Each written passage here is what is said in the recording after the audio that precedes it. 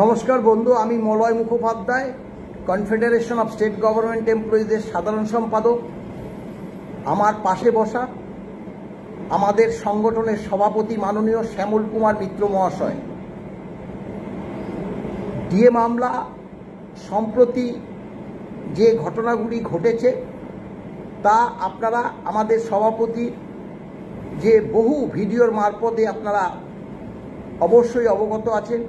আমিও আপনাদেরকে জানিয়েছি, কর্মচারী সমাজকে যা হয় যতটুকু আমরা জানতে পারি তা আমরা তুলে ধরি। আগামী 8 তারিখে আবার মামলাটা আছে।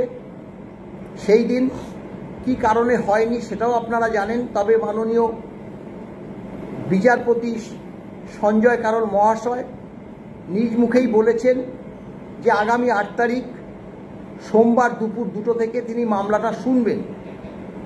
এই বার্তাটাই আমরা পেয়েছি। তার পরবর্তী কালে অর্থাৎ গতকাল একটা অর্ডার বেরিয়েছে সুপ্রিম কোর্ট থেকে।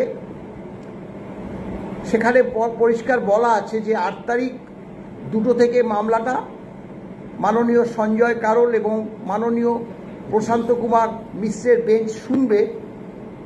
তবে তা order of the honourable chief justice of India, অর্থাৎ ফাইল মাননীয় Sanjay Karol chief justice of India কাছে তিনি পাঠিয়েছেন।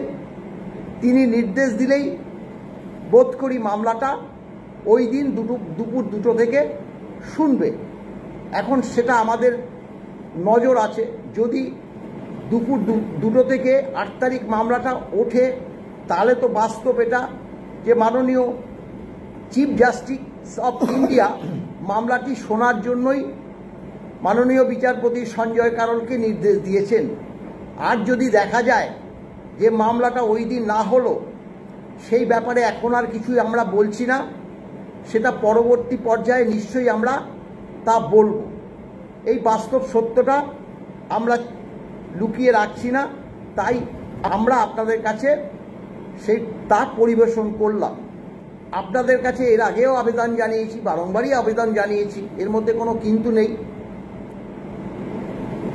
আমরা দেখুন পরিশ্রমে আমরা পিছপা হই না, আপনারা সেটা দেখেওছেন। কিন্তু আমাদের হতাশা একটা কারণেই জন্মায়, যেটা হচ্ছে অর্থনৈতিক দুর্বলতা। এক শ্রেণীর কর্মচারী 1 বার 2 বার 3 বার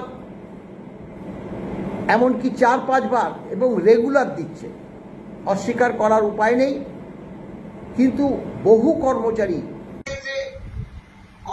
সমাজ, শিক্ষক সমাজ, তারা আমাদের সহযোগিতা করছে। অবসরপ্রাপ্ত কর্মচারী সমাজ যারা ডিএর জন্য একদম মুখিয়া হয়ে আছে, কারণ তাদের যে আয় বর্তমান সেটা খুবই নিম্নমুখী, তারাও কিন্তু কম বেশি তারাও অর্থনৈতিক সাহায্য আমাদের করছে, কিন্তু সেটা সীমিত। আমরা প্রধানত আমাদের যে জেলা কমিটিগুলো, আমাদের মহকুমা কমিটিগুলো এবং আমাদের যে অবসরপ্রাপ্ত কর্মচারী সংগঠনটা আছে তারা অধিকাংশই দিচ্ছে, তাই আমরা মামলা চালিয়ে যেতে পারছি। তাই আমরা আবারও আপনাদের কাছে আবেদন করছি, আপনারা যদি কিছু অর্থনৈতিক অনুদান আমাদের এই ব্যাংক অ্যাকাউন্টে আমরা স্ক্যানার করেছি, আমাদের অ্যাকাউন্ট নাম্বারও আছে, সেটা আপনাদের